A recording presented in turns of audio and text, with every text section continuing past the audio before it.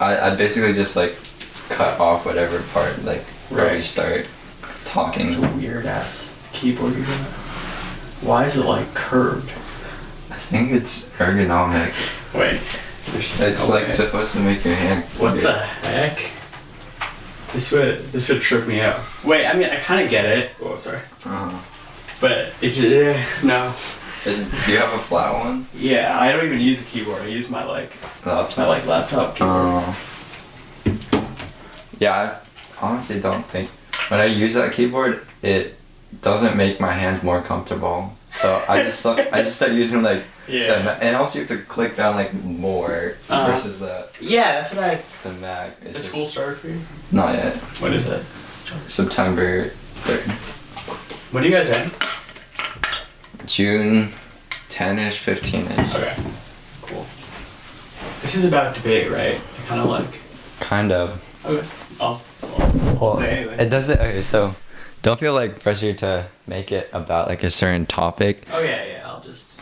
Cause it's more just like I just have like questions about like life in general too. So it's not just about debate. You take English? I took it last year, yeah. I like the content, but the class, the teacher, I don't want to like hate on my teacher, but it was a little bit boring compared to like my first year and second year of history. Did you read it? I read like part of it on a flight, and then it's like sitting in my like drawer. So, we'll see. Outlive, Why Bleed, Great Gatsby. Do you like? I hate Old English. Yeah. What about To Kill a Mockingbird? I read it in like 8th grade. At Marshall. Yeah. Were you at Marshall? Yeah, I was. Wait, actually, yeah. She's my like partner last year. Oh, wait, that's crazy. Because I also talked to her on this pod. Like, I recorded an episode with her at Chassa State at the hotel room. Okay.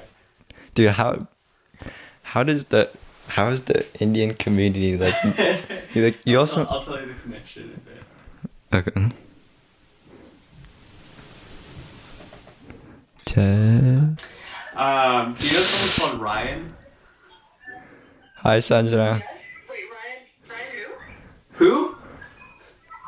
Is that his last name? Wait, who? Is that the Ryan you're Ryan? talking about? Who? Ryan? Who? Sorry, I just had to. You're so lame. Thank you.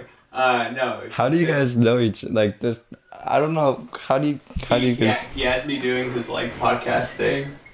I swear, I did not know you guys knew each other. Like. Wait. Okay, that's so crazy. You Someone got. might say hi. Yeah, he can hear you. Sanjana. What the hell is this background noise, dude? I'm at a like restaurant right now. Oh, okay. Do you want to? Am I disturbing you? Yeah, you are, but that's nothing new. Oh yeah, I know. Sanjana, Well, that's exciting. I read Atomic Habits over the summer, and it's an insane book. It's really good. Wait, sorry, say it again?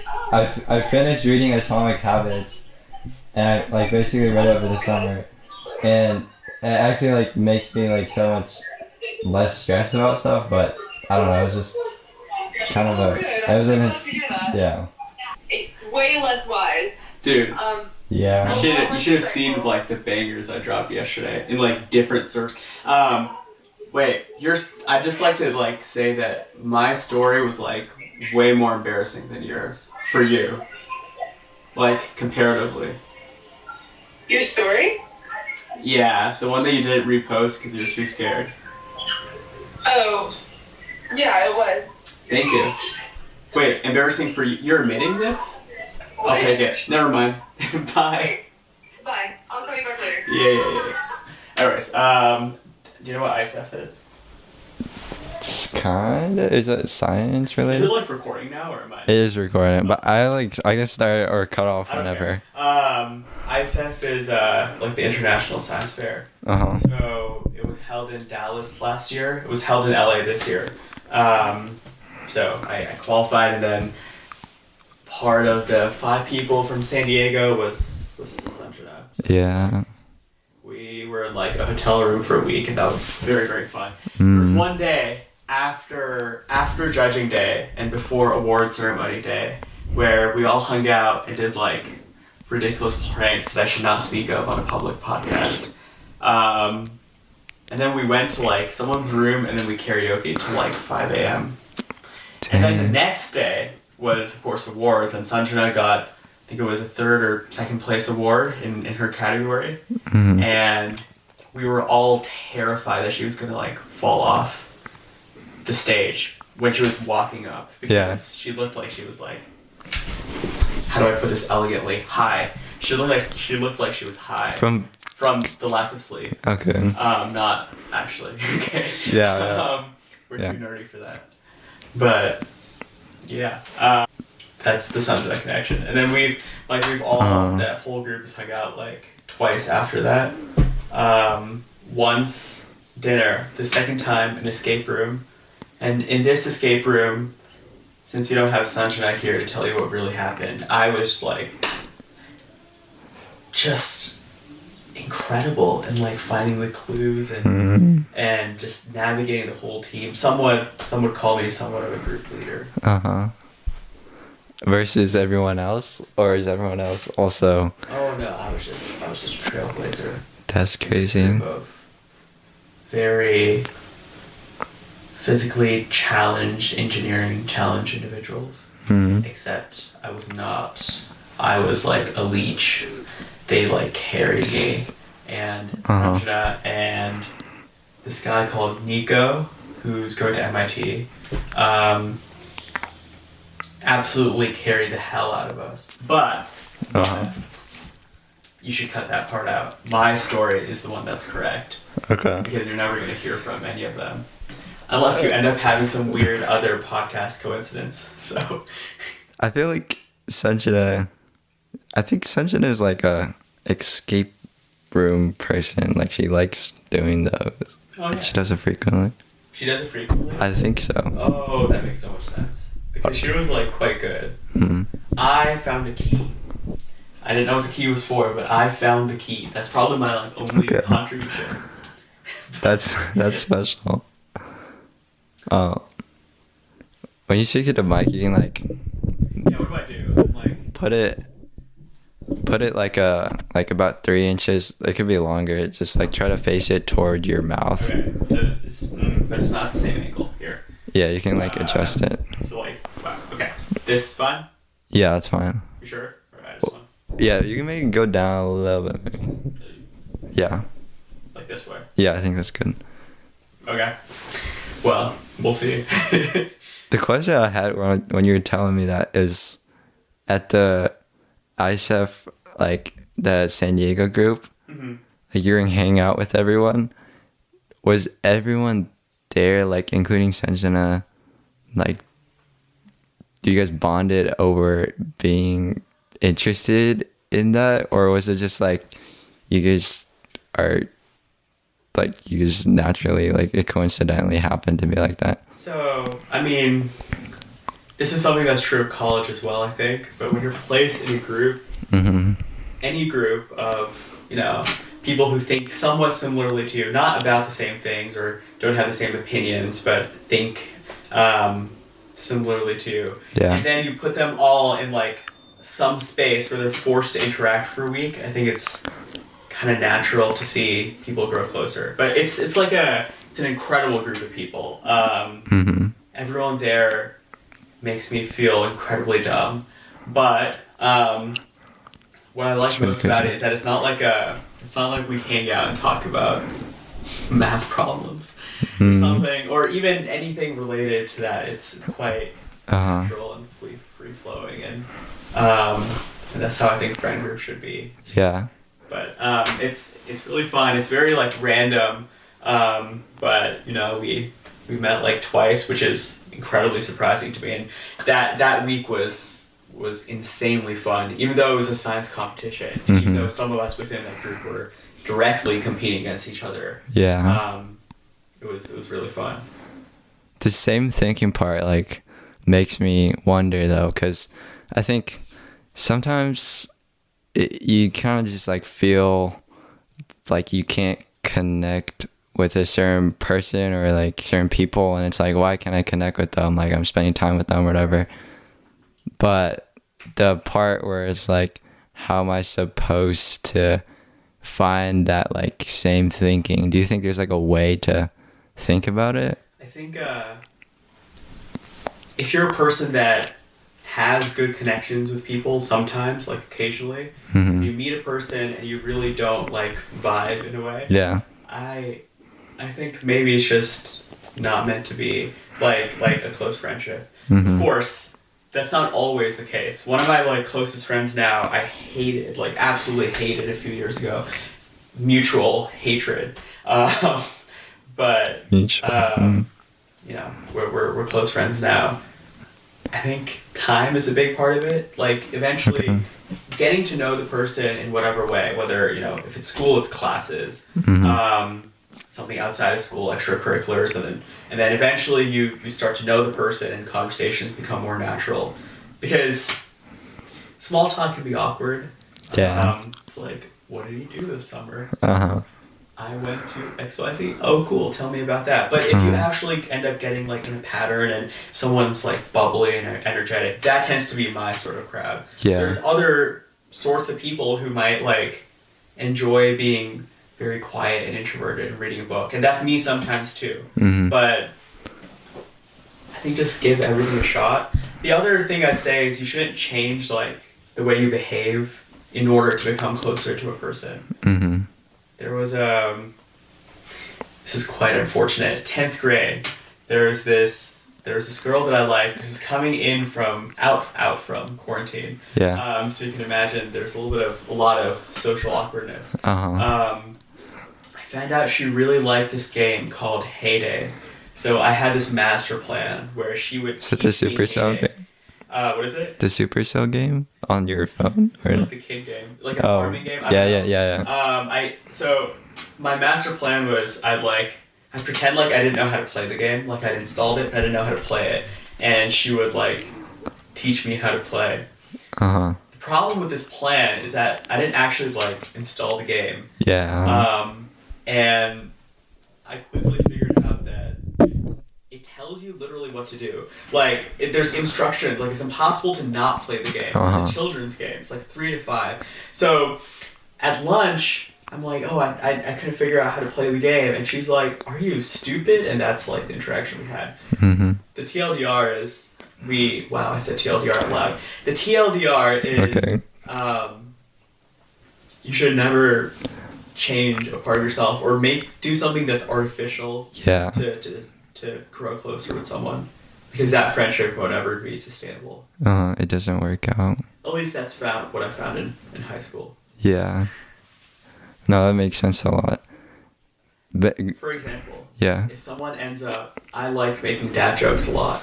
If someone like, it's funny to like quote unquote insult someone for making a terrible dad joke, right? Like like poke fun at them. If someone like doesn't entertain it at all, right? And then you realize that they don't like dad jokes. They actually like talking about fashion. I don't really like I can talk about fashion, but I wouldn't be like, you wouldn't like change yourself. I know many people in high school, especially the quote-unquote cliche popular kids, this is not a diss at them whatsoever, who might feign interest in the fashion brand. This would also be me like a few years ago. I think you shouldn't do that. Yeah. You should be able to talk about what you want to talk about freely. The term yap comes to mind. You should be able to talk freely, say literally whatever comes to your mind with friends. That's where you should aim to get to. And one of the things I'm most grateful for is that at the end of high school, I found people like that. Or by the end of high school, I found people who, anything happens in my day, I'd be glad to call them and talk about it. Or literally at random points in the day for the most seemingly mundane things. Like there was a store earlier. One of my friends, I love dad jokes. One of the dad jokes is like, you see something with general and something else, and you're like, general, like you salute. So for example, generally, you say generally, terrible. There's the store that she saw called general store, and she just FaceTimed me. She was like, look, general store, and I was like, general store, and then we hung up. Silly things. Yeah. People who you can like be yourself with. That's the goal. I feel like the debate environment is like circuit debate, at least, is very much like that. Like I went and noticed going into like break, like talking to Vic or Brett, like they don't like hold back anything, or they don't like seem artificial at all. And like I think with speech and debate, like I went into thinking that I would like be able to present myself better or speak better, and I just felt kind of like unnatural. Like, you know, you're getting better probably at public speaking in like traditional debate or whatever, but like when it comes to like feeling good about doing it, there's a part that you have to be like honest, and you have to like just speak your mind sometimes, or not sometimes, you just speak it all the time. And when I went to like debate, like mostly everyone, they just like kind of like say whatever they want, and you're not wearing like a suit or anything like that. Right. Circuit debate is very irreverent of traditions, norms, institutions. Yeah. A position that would propose destroying the state and adopting communism is entertained, as well as a position that would support strengthening the sovereign power of the state, like Hobbes. And ideally, although this isn't always true, both are put forward, and of course we wear like ridiculous casual clothes and not the formal suits. I have like mixed feelings on the LD community. I think on one hand, there's many people who are genuine and kind, and despite the intensely competitive nature of debate, like circuit debate requires so many hours of preparation to do well in. Exactly. So much work, like iterative work over the course of a season to perform well in. And it's all make or break on certain rounds. It is easy to get caught up in the adversarial nature of it. But there are some people who are genuinely kind and genuinely want to help other people just out of the goodness of their heart. I encountered a lot of people like this in LD debate. I also encountered a lot of not so great things. The competition aspect of it. There's many people who, this is something that's prevalent in everywhere, but especially LD debate, quote unquote cancel culture. It's actually like a thing in LD, and not just canceling, just like a privacy thing. For example, if you said something as a joke that's like benign to a friend, it is very, very common in LD as opposed to school, at least my school, that content would be screenshotted and sent everywhere. Or the things that you say in private are rarely private. This is something that's not true of everyone, or I don't want to homogenize, but it's true of many communities, or many sub-communities within LD. And I, from my experience, it's been true in policy as well. I think that's the concerning part. But the nice part of it is that most of the time, people are quite candid. They say what they think. If you like scroll through our Discord, people will just say whatever they want. Exactly. It's not buttoned up, and I think there's a value to both. I think there's a value to presenting yourself in a certain way, and unfortunately, maybe fortunately, there are times when you need to do that in life, presentations, work, etc. I actually think a life that's spent letting loose all the time and being candid all the time is probably worse than some sort of balance between the two. It's like the famous quote, I forget. It's like, if life was always summer, there'd be nothing special about summer. I can't say this because we live in San Diego and it's literally always summer. I'm going to Boston, so it's like, maybe I'll discover the value of summer more. But if you're always forthright and candid, it's not that you shouldn't always be candid, but if you're always like eager and goofy and like the most primal version of yourself, I actually don't think that's like an ideal life. True. I think being formal and quote unquote restraining it, but also like channeling some level of seriousness is also important, and it all comes in moderation. I have no idea where I started, but we're talking about the LD community. Right. Yeah.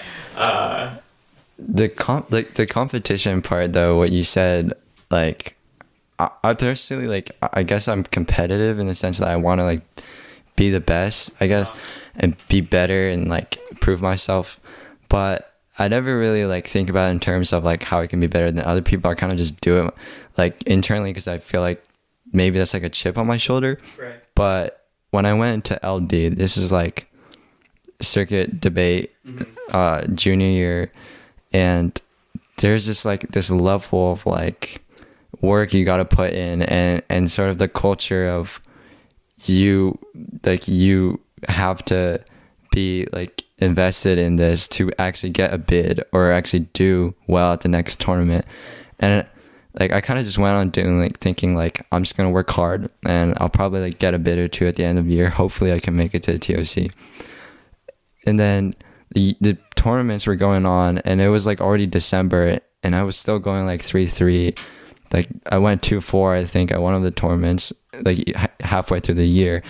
And I realized like this is like I'm putting so many hours like trying to understand this and like practice. I was doing drills, whatever, but it was like so hard. And I think a part of it was the competition part. Like it's all about like getting to the elimination rounds when you get to the tournament, even like within your own, I guess, like team or school. And what I wanted to ask you about is, do you get sucked into the idea of like winning or the stress of being, busy all the time and like, and achieving that? Because you started like relatively early, so I wonder if it'd be different for you. My freshman year, so near the end of my freshman year is when I, kind of started to get the hang of LD debate. There's a huge learning curve. Once you cross the curve, I think there's like a kind of linear path to becoming better. But learning the different styles of arguments, getting used to people speaking so fast, the rapidness of it, the note-taking of it, the different styles, everything is overwhelming. So it takes quite a bit to get used to that. Once I did, I won like the first year national tournament or whatever. I got to like the bid round, and there was quite a bit of pressure to basically the next year bid. And I did. Next year, September, October, I bid, but it was also online, so incredibly lonely. This is quarantine. Also, an incredible boost to my career, because I wouldn't have been able to go to nearly as many tournaments and participate and actually get better that way without online debate. That's kind of caveat. But yes, it is very easy to get sucked into the thrill of winning. I think the first time that debate started to become more than a game or a competition, a friend invited me to like these LD servers, which tend to be quite toxic, but as you start to narrow it down to fewer and fewer people or like smaller groups, you start to get genuine conversations, not just about debate, but with debaters who tend to think deeply about the world and different things that go on, but also are quite lighthearted and goofy at times. And I like that balance a lot. Yeah. I think I tend to jive well with people who like to think about big and small concepts in their free time, whether it be through debate, some other political thing, science, blah, blah, blah, but don't talk about it all the time. Like they have a personality far beyond those, that kind of blueprint. That's another caveat. But LD, that community, those people were what made me believe in the activity more than winning, because those were the people I'd message right after a round and say, I don't know if I won this, but I wouldn't feel terrible about it because they'd reassure me. And that was the kind of turning point for me. My junior year is tough. Junior year is like oh crap, I'm going to be going to college kind of year. At least that's how it was for me. Everyone was starting their own BS nonprofits. No offense to the millions of nonprofits that sprung up. Everyone was like trying to buff up their activities. For me, that was debate at science fair and some internships, the flute, and it was a ton to balance, and that in turn with courses, and I was under a lot of stress, so I'd keep getting sick when I came back from tournaments on the flight. It was just a lot to manage. Yeah. So second semester of junior year especially, I was determined I needed to do something really, really well. The first tournament I went to, Harvard Westlake, I got first speaker, I was first seed, I got a bid, went to like quarters, and I got knocked out. What was after that? Similar thing with Stanford. I got first speaker, first seed, got to finals. And the Harvard tournament, first speaker, not first seed. I lost a round and then got to quarters, got a bid.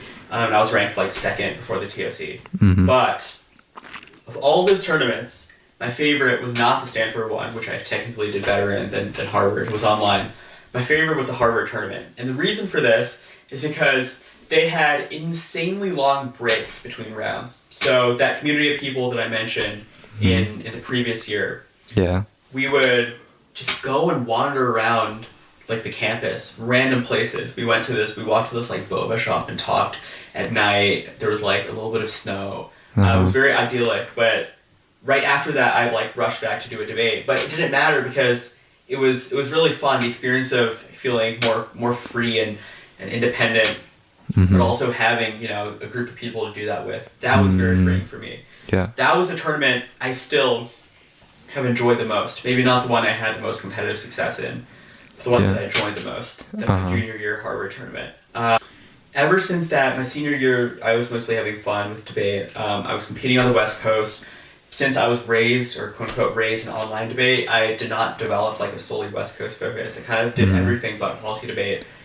So most of my West Coast senior year experience was just fooling around in a fun way, like exploring arguments that I enjoyed and kind of trying to, what's an elegant way to put this, mess with West Coasters.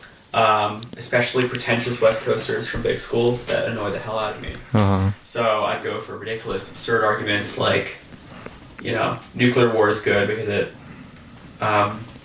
or extinction is good because it prevents humans from developing tech that would cannibalize the universe. I don't think skepticism is. But you didn't do this junior year or sophomore year.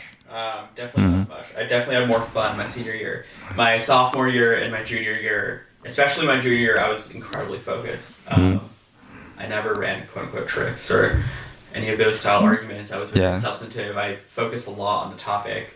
I tried to out-debate my opponents and adapt as much as I could. Senior year, there was kind of a shift. I think the shift happens with most people. It's commonly termed senioritis. That translated into debate as well, where I was like, I don't want to prepare. True. I would go for theory every round. I was really I remember I went to a couple of tournaments, and I think you might have gone. I remember you at Harvard Westlake, I think. Yeah, I remember you at Loyola. Loyola too. Harvard Westlake this year or last year? I think it was this year. Yeah, okay. Yeah, but what I was confused about was like everyone's talking about how Agastya isn't prepping, and like he's like he only does like a little bit of prep beforehand or something like that, and like you pull up to a tournament and you like do insanely well. I'm trying to like calculate the equation in my head, like you work less but you just genetically like built for this and you're smart, and so you just get good results. And it's like for me, I was like I don't think I realized that like that's not how it works, and that doesn't apply to everyone probably. Well, this would never have worked if I was like, yeah, exactly, or even in my sophomore year.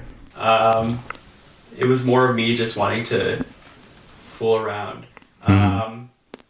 Yeah, you're correct. I did not prepare at all. I was coming out of college apps, going into Harvard Westlake. So, and I was coming off of finals, and I was like, screw this, I'm not preparing. I threw together a framework that I had read for a couple of years past, compiled one card, and that was my preparation for the tournament.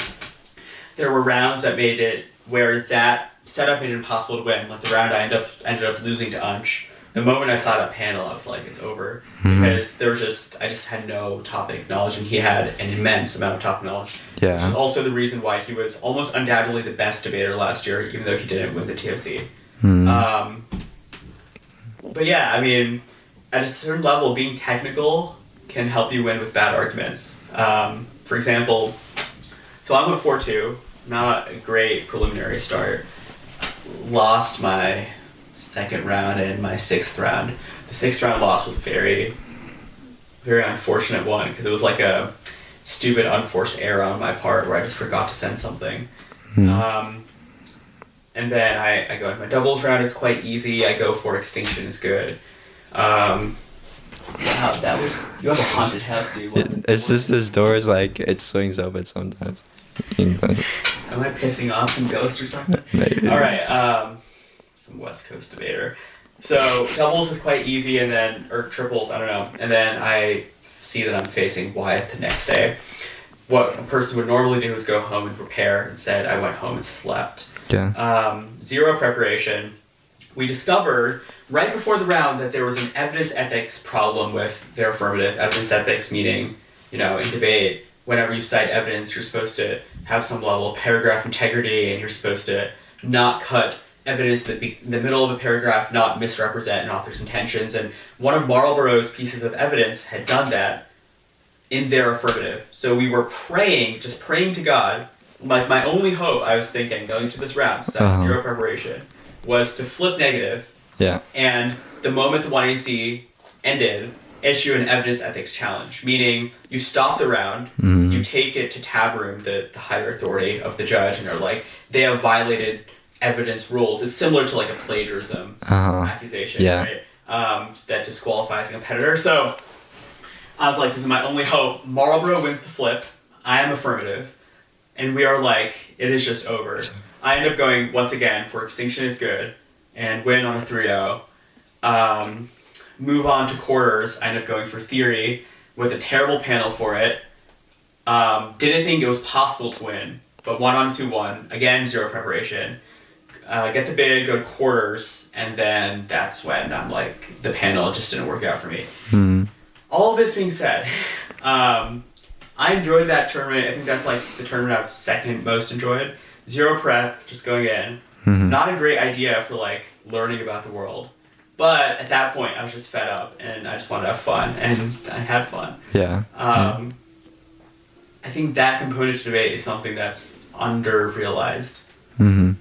Because in order to do good in debate, I think I said this before, but I've done a lot of extracurricular activities, like tried a lot of them. United Nations, or Model United Nations. Parliamentary, different styles. I've tried I've done the science fair, I've done science Olympiad briefly before I realized I sucked at it.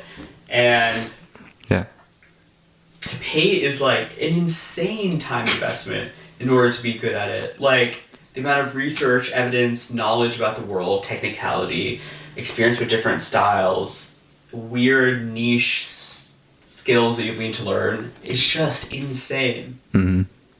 So it is natural to have like an insane competitive drive, but the community is what kind of, I think, reined me in. I also love to win. I don't know anyone who doesn't, but a fervor to win. My parents, this wasn't like a parent thing. This was very self-directed. There was a point, for example, after middle school, my parents would literally ask me, they'd come up to me, they'd be like, can I check your grades? And depending on where my grades were at that point, I'd say yes or no. This is because they knew whatever point I was in my grades, that I would not let myself do badly in my classes. It was just like something that was inbuilt in me. Debate kind of helped me realize there's a lot more to that. Friends too, and everything outside of the cutthroat world of getting to college and academics. That's what I really loved about the community. So yes, I was able to do relatively well without much preparation. It's primarily because I developed like the skills in prior years, and I was just able to transfer it over to that tournament. Do you think your parents played a role in either you doing things throughout like middle school to high school, or like participating in extracurriculars, whatever, or do you think you kind of like clicked into that like really early and you just started doing it yourself? So middle school, the extracurriculars I was primarily involved in, math counts was probably the biggest one.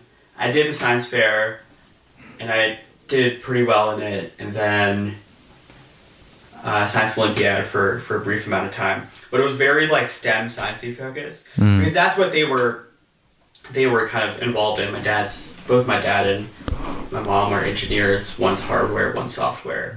Yeah. So it was kind of a natural thing that they encouraged me to do these activities. And yes, there was certainly like a great deal of pressure to be good at math, to be good at these things. Mm-hmm. And I don't think that was tiger parenting at all. Yeah. My mom would give me like extra math things that I'd basically like quote unquote have to do every day. Mm-hmm. Unconventional to a certain degree, yes. And did I love math? No, but I'm glad I did it. I see you have an AOPS book there. Yeah, AOPS. Yeah, kind of same thing. Unconventional, yes, but or outside school, yes, but like it. Even though I ended up not really going into like a math thing, it helped me immensely for high school. I never had to study for a math class.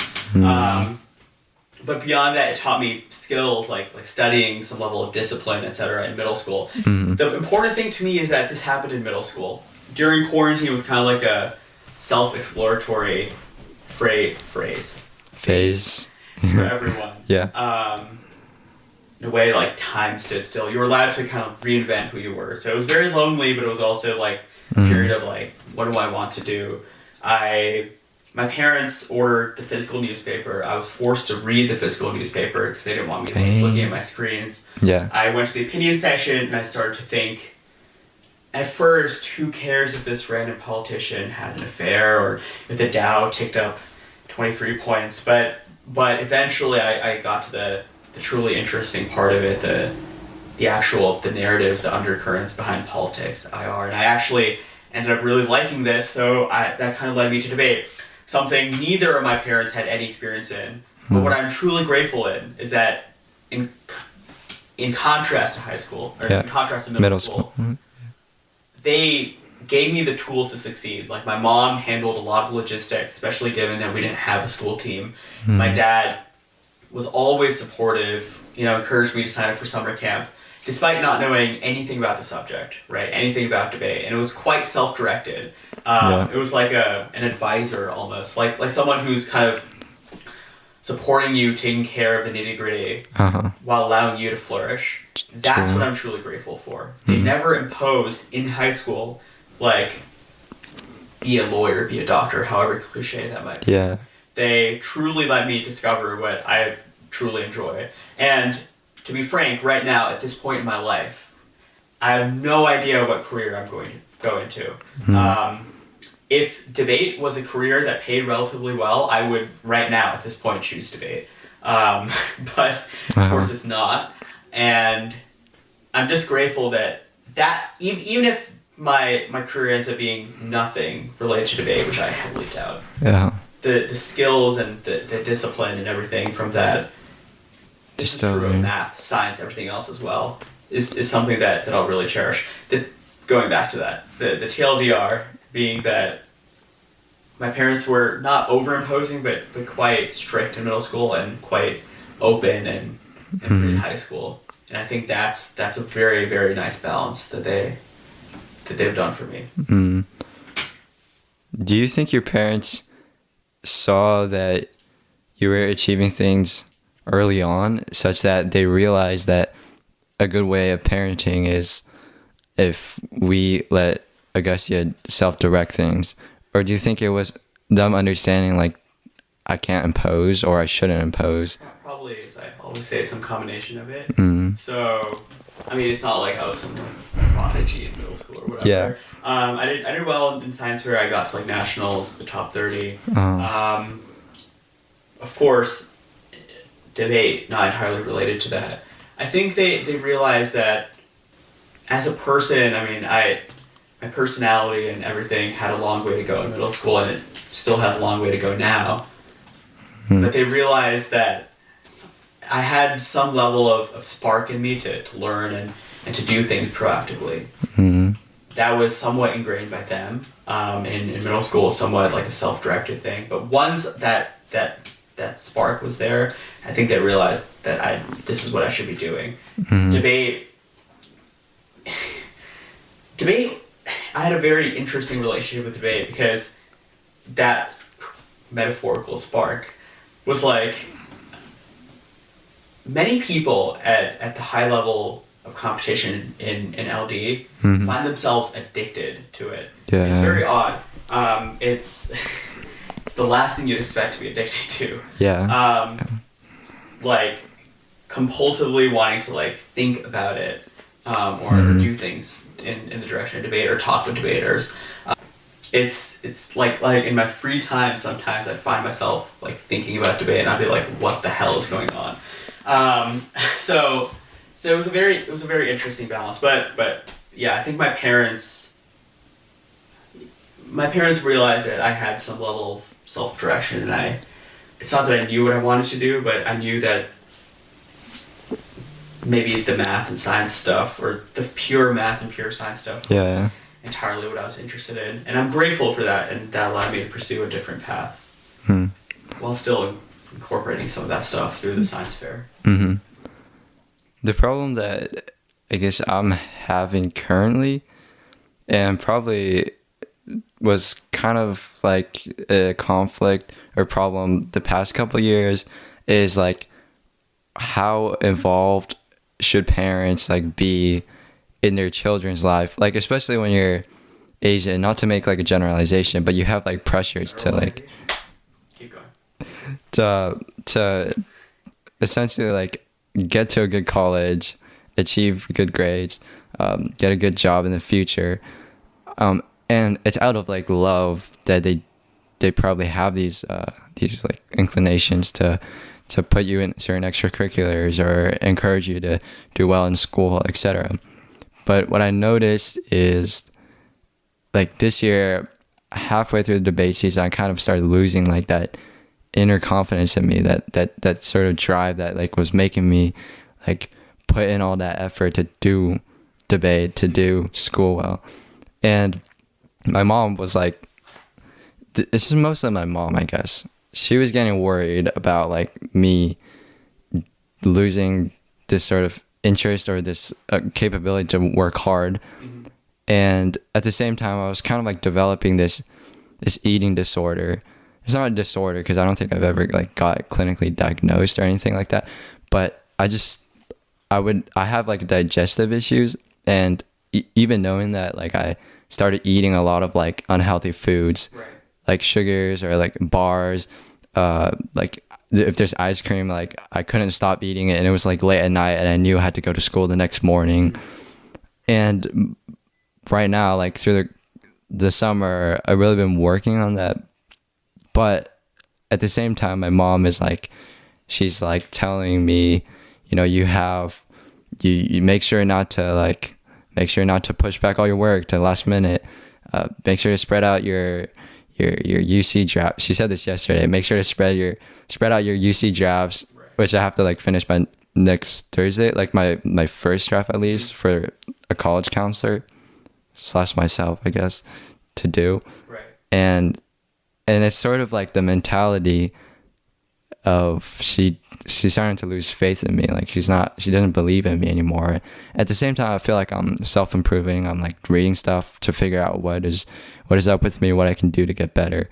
But there's this like sense of like my dad, he has been like supportive and taking me to tournaments and stuff, whatever. But it's like both of my parents, is almost like I've lost their sense of like belief in me. And it isn't only the result of debate, probably kind of just like in general. And that's like, I'm wondering though, like, do you have a take on what family, like what good parenting should look like? Because you obviously, it's important to get your like kid involved in certain things and to push them. But at a certain point, it's like, you're like pulling the cart backwards. You're not like pushing it anymore. So as parents, you have to ingrain a wide set of skills. So that can be somewhat imposing, but you should develop some level of advanced mathematics, reading capabilities, etc. The reason for this is because I strongly believe that someone who is an author and writes books as a profession should also know how to solve a quadratic equation, should also know how to do calc, this might be an unpopular belief, or maybe not know, but have done it sometime in their life. The reason isn't because they will ever need to write about calculus or even use calculus anytime in their life. Yeah. The reason is because the skills learned from doing the calculus can alter your brain chemistry and the way you think about things. And the confluence of perspectives is really valid. In my mind, the good parenting is when middle school, elementary school maybe lay off, but middle school, it's meant ingraining a certain set of skills, and then high school is more of an exploratory period to figure out what you want to do and what you really love. If that turns out to be painting, most, again, I don't want to play into the stereotype, but many quote unquote like tiger mom Asian people, right, Yeah. would not disapprove or would disapprove of that vigorously. But they have a reason for that. Ultimately it's because they want you to be successful, and it's like, we want you to make enough money to have a successful life. Yeah. There's a lot of things I don't love about the way our society is now, but something that I have noticed is that there are like a lot of niches. Like even someone who likes photography can make a living, maybe not entirely off of photography, but of something tangentially related or some application that requires it. The point being, I think high school should be an exploratory period. I think high school should be a time where you find out what you genuinely love, do it, but don't burn yourself out doing it. So that means taking a break, genuinely, even if it might mean not getting into XYZ college, or even if it might mean getting a B in one class or two classes or three classes or whatever it might be, right? Mm-hmm. Taking a break sometimes and focusing on things you truly love, that should be a blend of academic and non-academic things. I'd get super, super stressed out in high school at times. My stress reliever was ping pong. I'd play with my dad. We were not very good at all. But we had this incredibly ridiculous set of rules that we made up for ourselves, and we'd be like jokingly competitive. Mm-hmm. So we had this ritual, like every time at the beginning of a game there'd be a Grand Poobah, so you had to like salute to the Grand Poobah, and there'd be a Supreme Grand Poobah and Chancellor Grand Poobah, and eventually there's like 70 plus rules that we have on our board. Kind of ridiculous, but the point of it is that some level of balance is necessary. There can be something you love, for example, debate. I'm not sure how much you love debate, but you can love debate, and it can also be true that you're doing a lot of it in a very stressful point in your life, and you get burnt out. That has happened to me. That happened to me my junior year, right after the Harvard tournament that I told you about. The TOC, I did decently well, but not as well as hoping, and I was just tired. Like, I was just beyond tired. I've been preparing furiously for that tournament, and I was burnt out beyond belief, and that carried on to my senior year when eventually I figured out I just want to have fun doing debate. From what you mentioned, right, the losing faith thing, it's very resonant. It's also very scary. The idea of losing what motivates you, losing the drive. I think what you have to realize is that, well, especially high school is compulsive in a way. It makes you overexert yourself in everything in order to be good enough at XYZ, and you will never be good enough at XYZ, even if you are a top-ranked debater or top-ranked whatever extracurricular you do. I guarantee you will never be good enough. Not to say never be good. that you will never be good enough. As in, it's like an internal thing.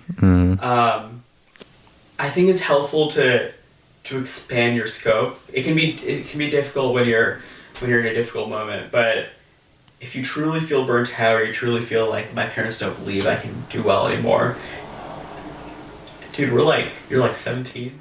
Yeah. You haven't even gone to college yet. Yeah, I know. Like, I don't know. It's a ridiculous 4 years of your life filled with insane, crazy, happy, funny, scary, disappointing memories. And I don't know about you, but me freshman year, me now, huge, colossal difference in what I'm interested in, what I do, how I act. So the way I'm thinking about it is me now to me end of college, similar huge, colossal difference, right? You're independent, you're a whole new group of people, you're in a different city, you're by yourself. Putting it in context, like remembering that one debate tournament, or even a culmination of debate tournaments, isn't what defines you. Neither is your grades. Neither is even the motivation you might have on a specific day or a specific week. I think getting to that point is really important. This is especially difficult in college app season. You are ranking colleges against each other, and it seems like you're like a collection of like discrete activities or numbers and not really a person. Yeah. This is, you know, a very unfortunate part of the college application system. Probably some of the most hellish months of my life, not to foreshadow. I'm sorry. Oh no, dude! I met with my college counselor yesterday, and we're starting. Like, I'm starting like writing like this week, and I'm like trying to be excited about it, but like, there's a lot to do. I mean, there's not many good parts about it. What I will say is though is that I mean it was the best writing that I've written. Best writing that I've written. Wow. I guess the writing skills haven't transferred. It's the best writing that I've produced in like ever, and the annoying thing is that you're forced to build a narrative about yourself, especially for the personal statement and some other essays, you might not always agree with. Oftentimes it is fitting what the college wants you to say. You might be putting events and discrete things together that weren't linked and weren't part of your integral possession. You might be omitting things that were integral to your development as a person, but won't help you get into college. An example is mental health is one of the biggest problems in our generation. It's something that needs to be dealt with candidly and openly. Yeah. If you write about it on your personal statement, this is something that I've heard from many, many people. You can be an incredible person, have incredible things to your name, but that will put you at a significant disadvantage. Colleges don't want to hear about mental health essays. They don't want to hear about those struggles. They want to hear about other struggles. They want to hear about struggles that they want to hear about. So it's like, damn, it's like a fake vulnerability almost. Yeah. Sometimes it's a real vulnerability. Sometimes you're writing about things that you never thought you would ever say to another person, much less a reader that you don't know sitting halfway across the country. That's the unfortunate part of the college essay process. The nice part is, I mean, you are still telling a story, and sometimes that story can be true to yourself. Right? It can be things that you have really felt about things. You're allowed to be candid about certain parts of your high school and external to high school experience. Yeah. I was able to talk about flute, playing the carnatic flute. I was able to talk about ping pong, those ridiculous rituals. I was able to talk about many things, even many intellectual things that I really liked thinking about and liked learning as part of the college essay process. So it's very stressful. There's a lot of components to it. But I know it's a cliche, but it's not at all the end all be all. Are you saying this as you right now, or are you saying this, understand that if you... Like, dude, like 4 years ago, I would have been like, yeah, shut the hell up, dude. 4 years ago, sorry, 4 months ago. 4 months ago. 4 months ago? Wow, I've lost track of time. A year ago, I would have been like, shut the hell up, dude. Like, and I think there's a great amount of pressure given the activities I've been involved in to get into like, Harvard or Stanford or something. Or just one of the quote unquote top 10 schools. I think we'll relatively quickly realize after the application process, not during, that it doesn't really matter. A story that my dad likes to tell is he has a friend at Stanford. He went to Stanford.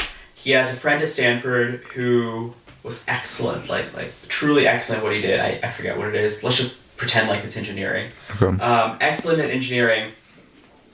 There's this guy at U of A, University of Arizona, starts this like party business thing. I forget what it is. Like a random thing with his like dorm mates. And ends up employing the Stanford friend like a few years later in his $1 million company. Damn. The only difference between these top colleges, I mean, there is maybe an education gap, but realistically, MIT OpenCourseWare, whatever it is, you can take almost any course from one of these top colleges Hmm. on your own time. It is not the quality of education. In fact, it is very likely that my intro course to econ will be very similar to like a community college's intro course to econ, despite the fact that I'm paying like a few $100,000 more. Mhm. My education, the difference in college is the people you meet and the networks you make. Yeah. And that is what makes college worth it to me. So once you realize that, it's like, okay, so you're telling me that if I truly love something and I slowly but steadily work toward a goal in it, like getting far in it in college, no matter where I go, I can be successful in life? And the answer truly is yes.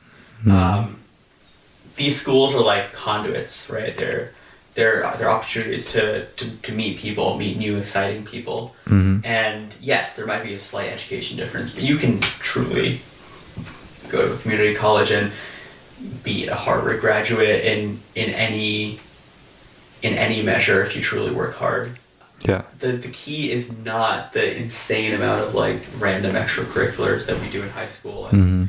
and pressure ourselves to do. The key is like to put stuff in context and realize if you truly love something, figuring out what you truly love. Mhm.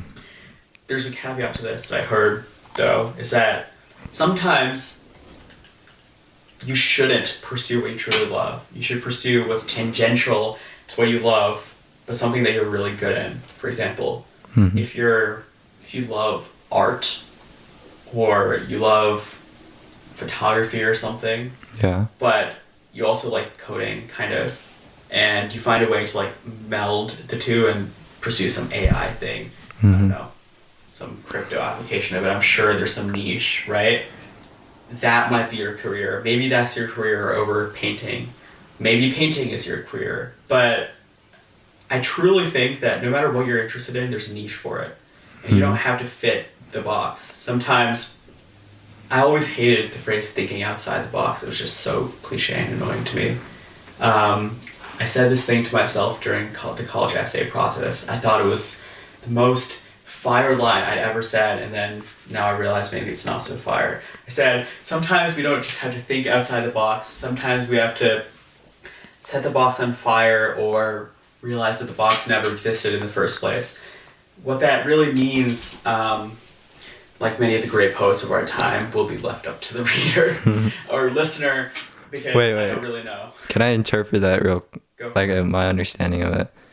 Are you saying that there's not really a real way to have metrics or have an understanding what's good or what's bad, but it's from your heart or from somewhere that's beyond that, just that notion of like that socially constructed sort of metric of understanding that thinking is inside or outside or good or bad?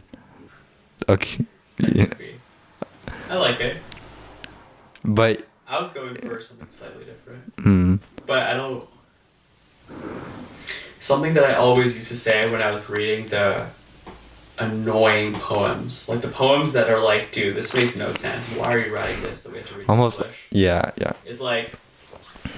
And then my teacher would point out this like ridiculous metaphor, like that was a metaphor. And I'd be like, dude, there's no way that when XYZ author, let's say Shakespeare, was writing this, he was like, oh, red is a metaphor for XYZ, right? Like, this is definitely something we're imposing yeah. ourselves. I was probably just salty at that time, but I'd like this ridiculous quote to be that as well. What Okay. is up to you. I like what you said. Uh-huh. I like that a lot. So, Putting things in perspective yeah. helps a lot. It's hard. It's very hard to do. This is a very addendum thing. I had to write this like paper on climate change for a think tank I joined Mhm. just now. Humans, or like people in general, humans, that makes me sound like an alien. People in general, we suck at dealing with long-term problems. Mhm. Like, climate change is a great example of this. We suck at looking past our current moment and realizing the Earth is slowly warming. If God had to design a problem that would afflict the human race a lot, climate change is the perfect designer for that, because it's like some random eerie forces pushing the world to warm that is linked to every big societal part, that's linked to every big part of our society. It's like, come on, dude, you're telling me I have to slash all my dependence on fossil fuels to solve this, and it's a very long-term problem. So leaders are like, who cares? Our voters are not going to vote based on climate change. They care about stuff that's happening now. So it gets pushed back and pushed back, even though we're probably going to cross tipping points in 2030 the way we're going. All of this is to say, we are incredibly bad at putting things in perspective. We're incredibly bad at looking past the current moment. True. This is also, to me, a big part of the reason why depression and the corollaries are so common in our generation in this time. It is because, well, of many reasons, of the stress, of the pressure. Phones and impersonal things have to do a lot with it. Yeah. But it's also like the psychological inability to look beyond our current moment. And when you're so entrenched in whatever sadness or anxiety you may be feeling, that's when things get really bad. How do you look past the right now moment? Like, this is something that I've also thought about, but in the lens of addiction. And like when I was eating foods, I was eating sweet foods or unhealthy foods, drinking things that I knew were bad for me, would disrupt my stomach later and get me a lot of bloating, a lot of gas, and not be able to sleep and not be able to do my work and feel tired. But I was still doing it, and I was continually doing it, even though I knew it was wrong. And like, I know in the long term, like, I shouldn't do this, but in the short term, like, I'm doing it.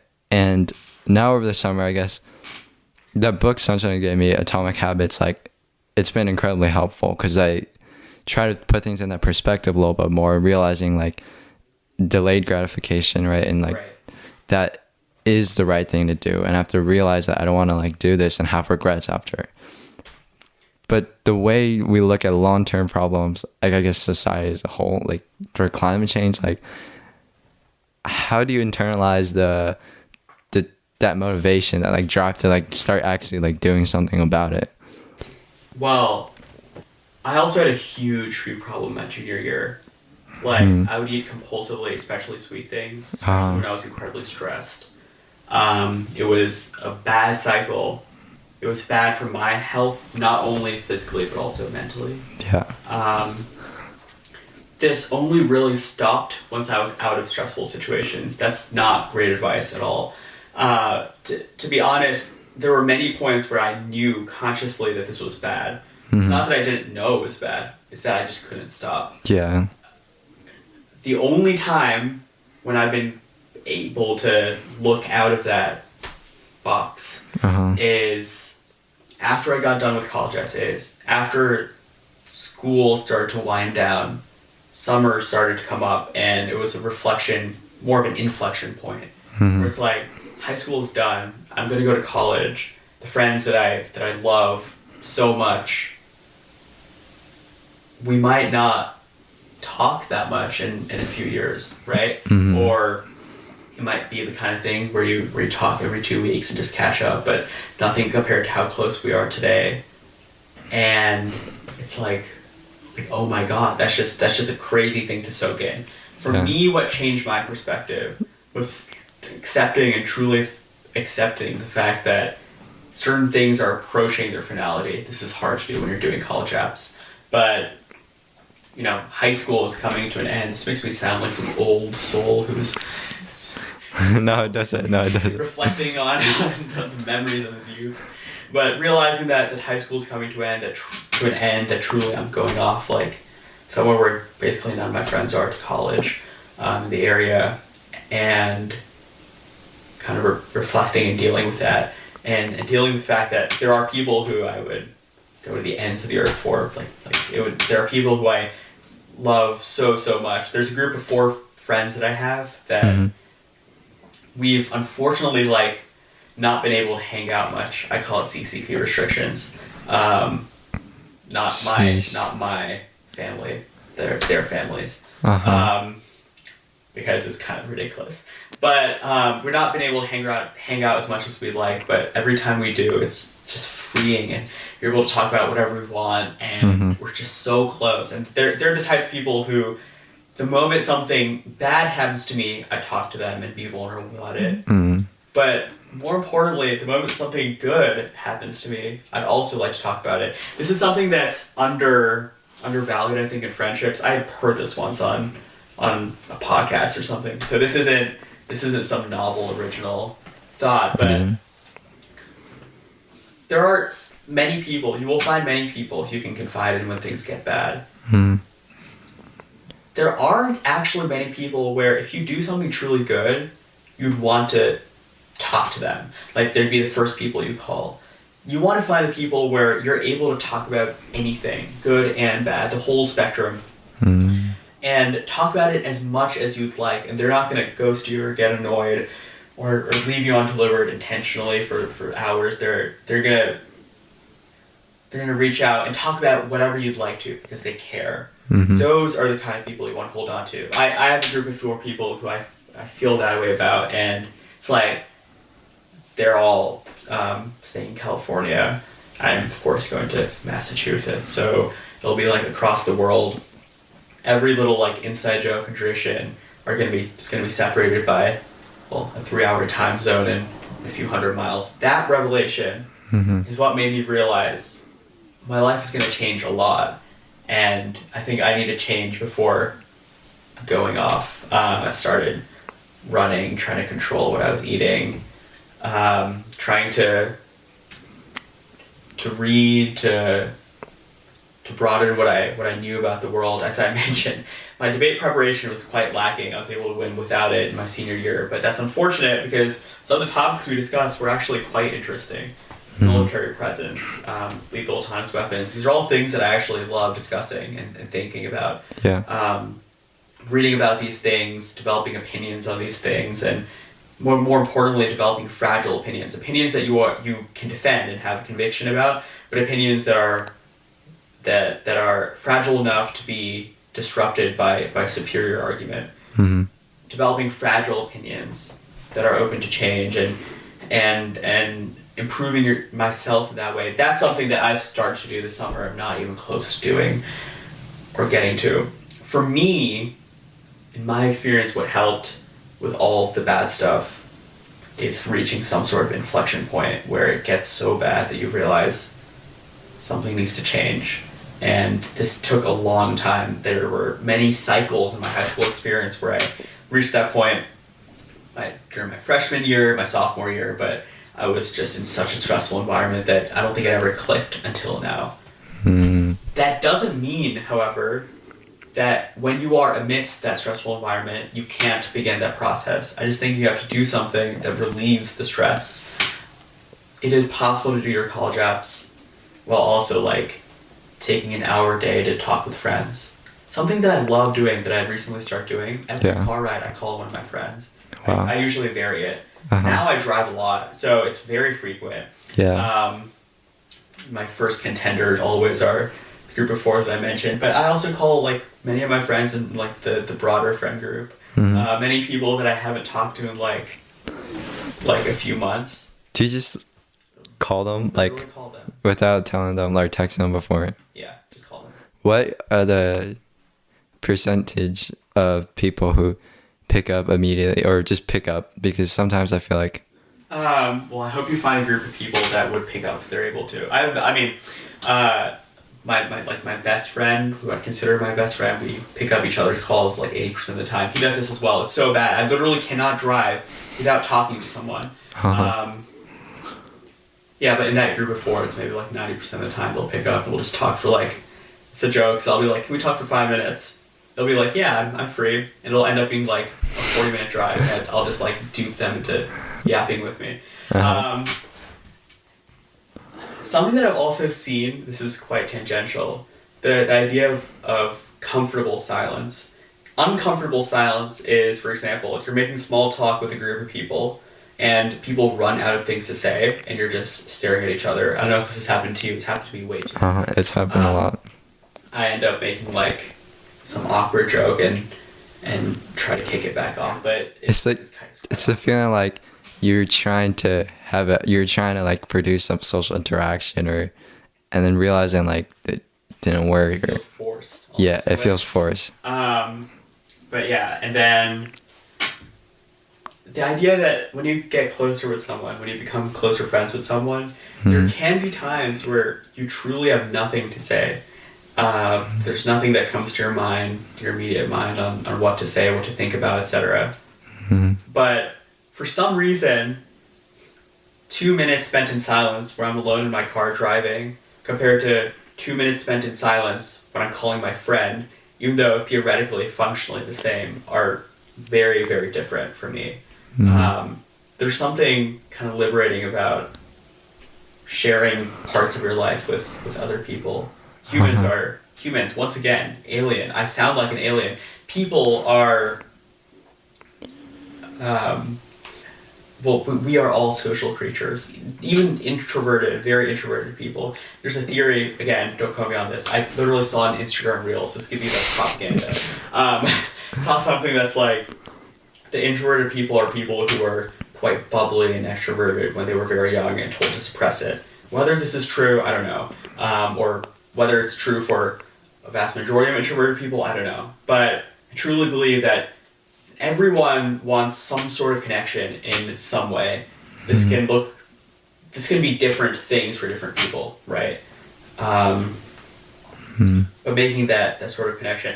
I would heavily recommend, if you have friends like this, literally calling up random people unannounced when you drive, when you're doing random tasks that don't require like a great deal of concentration. It is so fun. And it is so fun not just to talk to yourself, but to like listen to random mundane parts of someone else's day. To me, those are the big moments of high school. Prom, homecoming, formal, grad night were all incredible and kind of incredible. Grad night was incredible. I don't know if you guys have it. I think you guys have it. What? Grad night is a thing they do for graduating seniors. Traditionally, you go to like Disneyland or California Adventure. Oh, yeah. I heard about that. That was one of the funnest days of my life. But the more meaningful thing is like a random call where I just like laugh with a friend about some inside joke or something ridiculous. I would never do this before my senior year. But to me, that is the reason why I want to become better as well.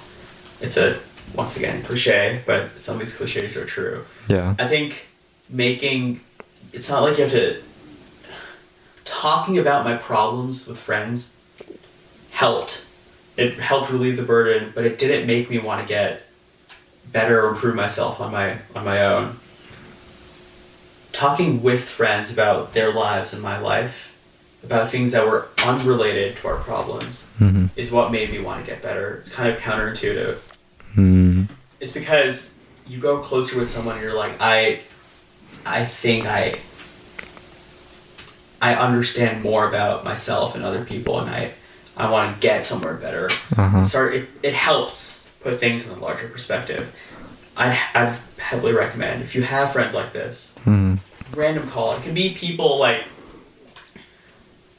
I called a friend who was definitely not expecting a call from me one day when no one else would like hang up. Yeah. And I was like joking and I was explaining what was going on. I was driving to Miramar Lake and I was like, yeah, you're on my call list now. And he was like, let's go. And now we like randomly call each other sometimes. That's also another thing. I'm gonna sound like a boomer right now. I'm so far in this podcast, I'm a boomer and I'm an alien. But the whole screens thing, I don't know. This is also gonna sound very pretentious boomery, but I think the whole world would be better if we abolished the entire internet except for, let's say, Google Scholar and associated sites, and abolished all phones except for the phone component of a phone, which is like a flip phone. If you had flip phones, Spotify, Google Scholar, and all the associated apps, I think that world would be far better than the one we have now. Because social media, and especially the impersonal nature of of the way we communicate. Texting, I mean, I text a lot, I love texting, but, okay, here's a classic example. Let's say you like a girl, you text a girl something. It is very likely they will see something in their notifications, or you confess to a girl. This has never happened to me, and I'm not even lying about that one. The girl sees that in their notifications, doesn't respond, takes a screenshot, sends it to the group chat, asks, how do I respond? This is like, I feel like a very, very, very commonplace thing, something that happens a lot. I like sometimes when I don't know how to respond to something, or I'm like, I want to respond well to something. And I don't mean like a job interview. I mean like interpersonal reactions, interpersonal relations with like people my age, right? I'll screenshot it, and I'll send it to my friends. I'll be like, what do I say? If you just think about it, that's just bad. That's it's in-person calls and things like that can be uncomfortable. They require you to converse on the spot. They require you to maybe not put things in the perfect way, or express yourself in what you think you actually want to be saying, right? Mm-hmm. But that's what makes them so nice, that they're raw and vulnerable. My generation, our generation, I suppose, has grown enchanted with Polaroids, train rides, 80s music. These are all like trends that are coming up. It's very odd. Who would want a Polaroid that takes blurry pictures and takes time over a phone that takes a perfectly clear picture? Or a train ride, which is now a relatively inefficient mode of, commuting between two places, or what's the other thing I said? Whatever, you get the theme. Yeah. The reason is because everything feels so impersonal, and I think we all long in some way for a return to, not a return, for an idyllic version of what we think is the 80s, where people actually talked about things and people didn't hate each other because of something they posted on social media. They were vulnerable and raw in conversations. This isn't to say that every conversation with your friend should be a deep one. Yeah. It's to say that maybe sometimes when you go on a car ride, you should call them up and ask how their day was. Mm-hmm. So when that happens to you, you get a call. What are you usually doing when you get that call, and do you pick it up? Well, if I'm busy, I don't pick it up, or I'll pick up and I'll be like, I'm busy. But when I'm able to, anything, I don't know. I'll be like working at home, and maybe I'll be tired, or I'll be doing chores, cleaning around the house. I'll be out with doing or driving, any number of things. At this point, I know when my friends drive, my closest friends drive. One of my best friend drives jiu-jitsu every day at 6 and 8, so I know I will get a call at 5:45, and I know I'll get a call at 8:15.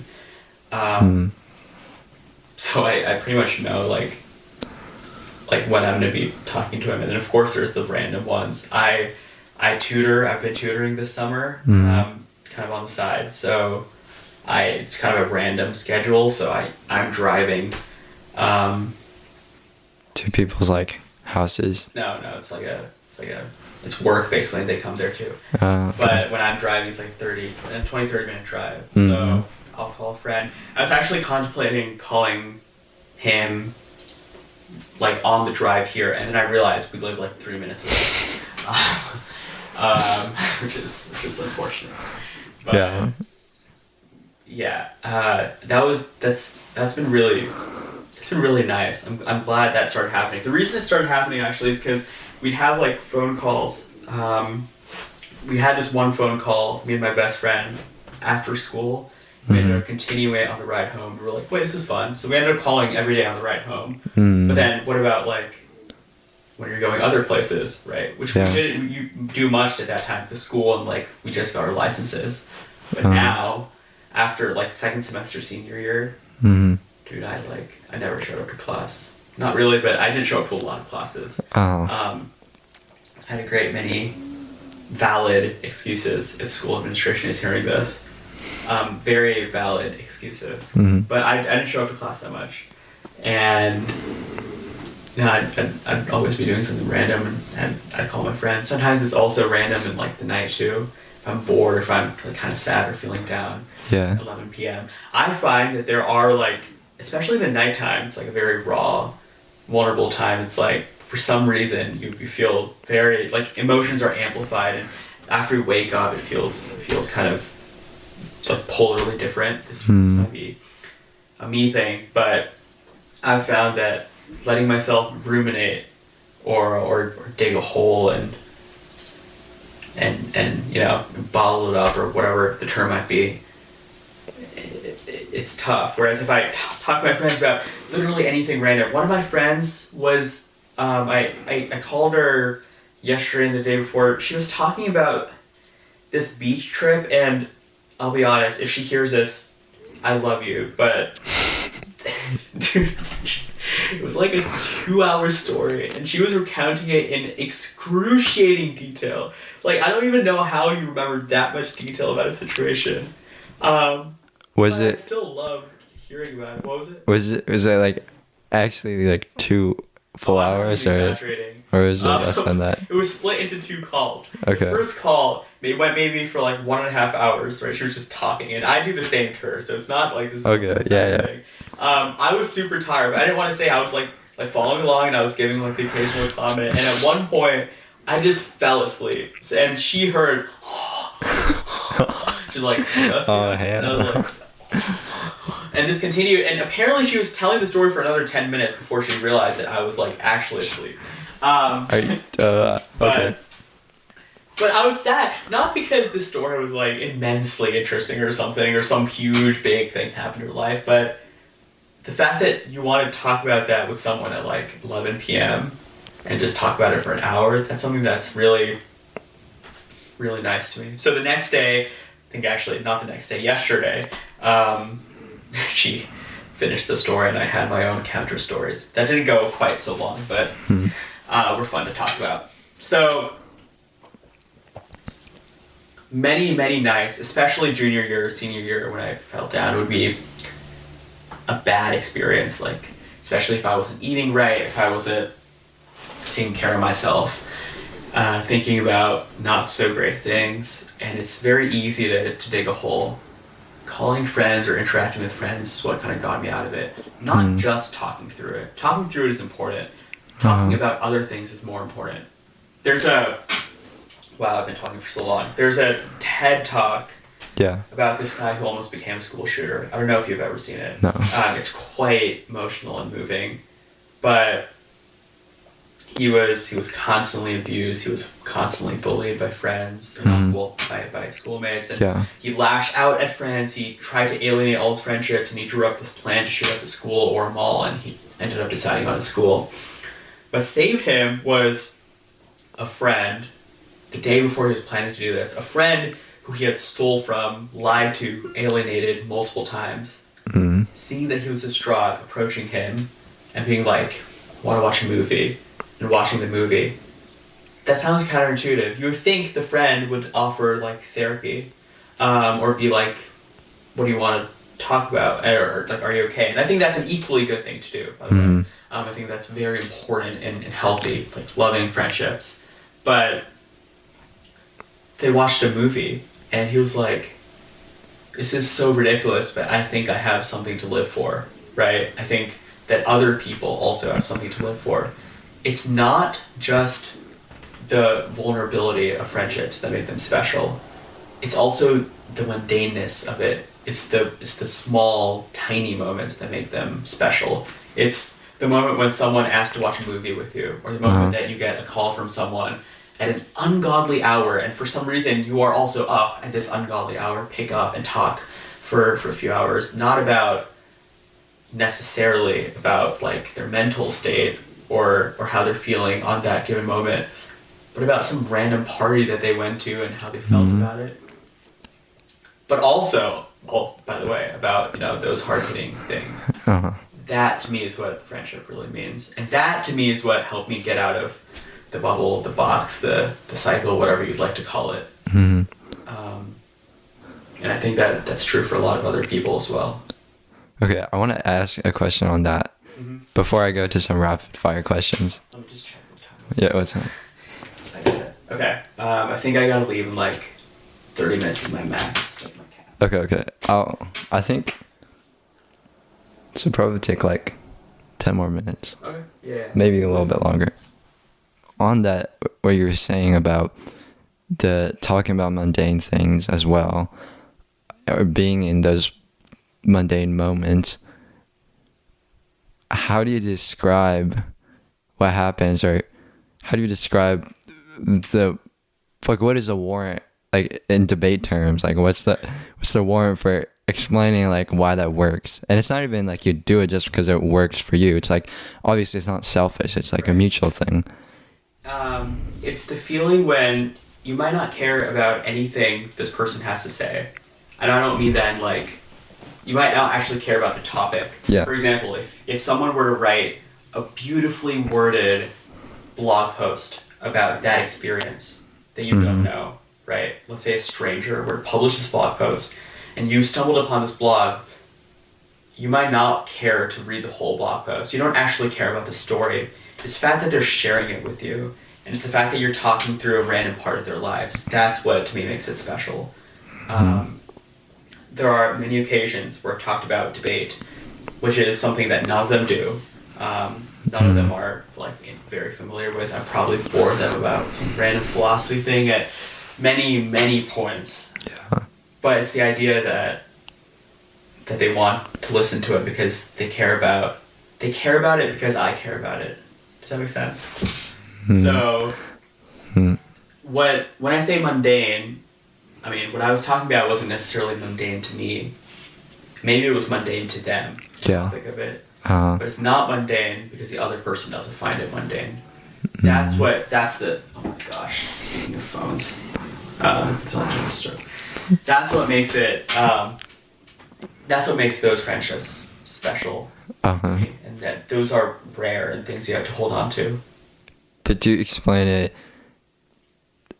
as being validated, accepted? Yeah, everyone likes to be heard and listened to and understood. It's a very human thing. Even if you're like deeply introverted, read books all day. If you found a buddy to sit silently and read books with, I surmise that you'd probably be happier than you were originally. Yeah. Even if it was silent. I think everyone values different form of social connection. And the feeling of someone wanting to hear about your life and someone wanting to know about you, to me that's really It's really special. rewarding. Yeah. Okay. That's the warrant. That's the warrant. Yeah. Alright, let me ask you some rapid fire questions. It's not rapid fire, meaning if you want to answer them, I'll limit it. you can. If you want to explain things or talk about it longer, you can. Yeah. I wanted to ask this question since I saw this on Discord on the break server, but it was like, I remember you said something on Discord. It was like the feeling doesn't really like last that long, something like that. Yeah. About Harvard, about getting into Harvard. And I was just wondering, like, what is the feeling like of getting into such a good school and all your efforts, I guess, paying off at the end? Okay, you see the confetti, you might scream, you might enjoy this with a friend or family. I watched it with a friend and I meet my mom. You feel very proud of yourself for some time.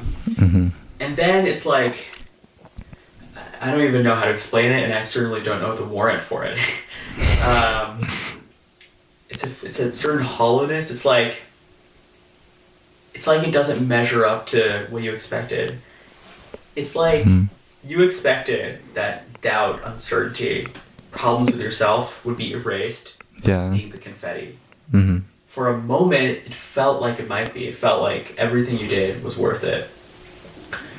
And then it hits that they still exist. It's just a brief, fleeting interruption in that kind of vicious cycle. for many months after, you'll feel proud of yourself at times. Many people will approach you and be like, congratulations, and you'll feel a great amount of approval from the very, very interconnected Indian community or the Asian community or whatever community you're a part of. Your neighbors might make jokes about it and pat you on the back and be like, you're so smart. You'll feel like you are incredibly smart by a large group of people. You'll feel validated. Your family will feel validated, but any of the inbuilt problems that you might have had coming in, none of them get erased. I think that's what I meant. The same is true of almost any accomplishment in my mind.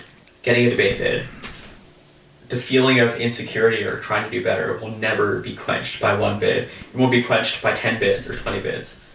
And these feelings in moderation are good. It's when they get into a dangerously, like an obsession. Yeah, an obsession. That's when it gets bad. Yeah.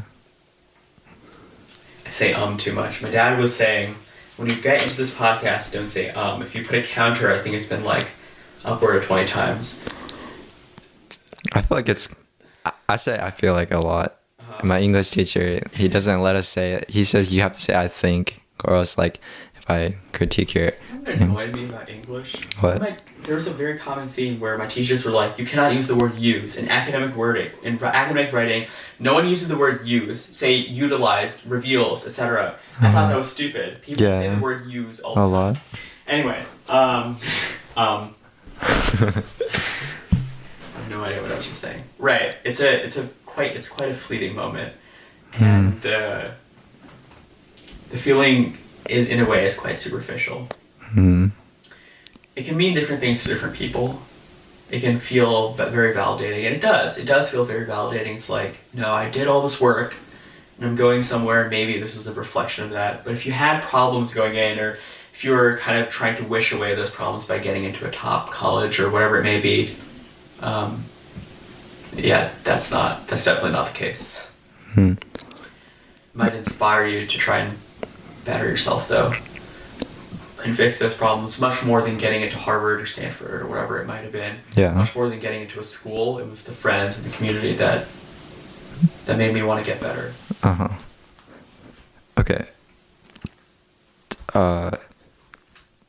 Did you expect? You said something at Loyola that I won't forget. I don't think, which is. See, this is really scaring me because now I realize that the amount of stupid shit I say. No, it's not. I don't do it like. I'm not like. No. It's not as like a critique of you. I think it's just like. I know. It's just funny to me. It's like last September you said, and I'm like, oh shit. I said a lot. Yeah. I said a lot of stuff. Yeah, and you wouldn't like think. No, but yeah, keep going. So at Loyola, I think someone asked you, "Are you going to Harvard?" The tournament. You were like, "If I get in, I'll go," and you just said it like kind of casually, and I just thought about it like, is it just the confidence of you can do this, like the belief that you can do it? It's kind of like the polar opposite of I feel like the insecurity I have with my parents sort of losing trust in me. Did you expect that you would get into such a good school, and do you think that changed how you did things throughout high school? Because you also told me like there's a lot of stress that you went through, and there's also obviously it's like super super hard to go through high school and like do things and feel like you're achieving stuff at the same time and being happy and whatever. Right. But did you expect, and do you have some inner confidence to kind of like to what you said at that time? I'm glad that you're backed by inner confidence. Okay. I thought my application was strong. I genuinely did. I thought I wrote my essays well. When was Loyola? It was the first tournament in like early September, I think. Yeah. So I thought I wrote my essays well. I hadn't even finished my essays at that point, right? Yeah, not even close. But I thought I was, I thought I had the capacity to write my essays well. The activities I had were pretty solid, but I self-confidence. That was definitely not a... I was somewhat confident in myself. But not fully. But I think that there were quite like underlying things with me that I wasn't satisfied with. Mm. The food thing. Yeah. The way I looked, certain parts of my personality, even academically, in many different parts of my life. I always had a deep-seated desire to prove myself like worthy of whatever it was. Mm-hmm. Loyola, I got out in octos, and that was quite disappointing because it was like I was ranked second in the nation last year, and now I'm like here. Mm-hmm. But I think that's you kind of need like an ego check or True. or something to keep you in check. What you mentioned about your parents losing faith, it's not that my parents like stopped believing in me. I think they were... I love the amount of support they gave me, but if for example, I maybe didn't do well at debate tournaments for like another semester, I think maybe they would have pressured me to look elsewhere. Mm-hmm. Out of love, of course. Out of desire to see me succeed. But I think there were a lot of underlying insecurities that came into it all. Okay. And as I said before, what helped with that was taking a break away from the competition, the stress, school, etc. Mm-hmm. Second semester especially, taking a break from all of that and kind of connecting with other people a bit more.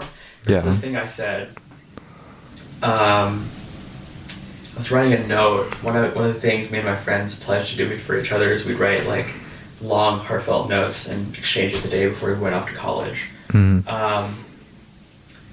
And this was a birthday card note, but it was something that went along the lines of, "You guys are kernels of goodness in a flaming pile of shit on fire," something like that. I think that describes my high school experience pretty well. It was a flaming pile of shit on fire. Mm-hmm. But there were also kernels of goodness. You just had to get through some of the flaming pile of shit on fire to get there. Uh-huh.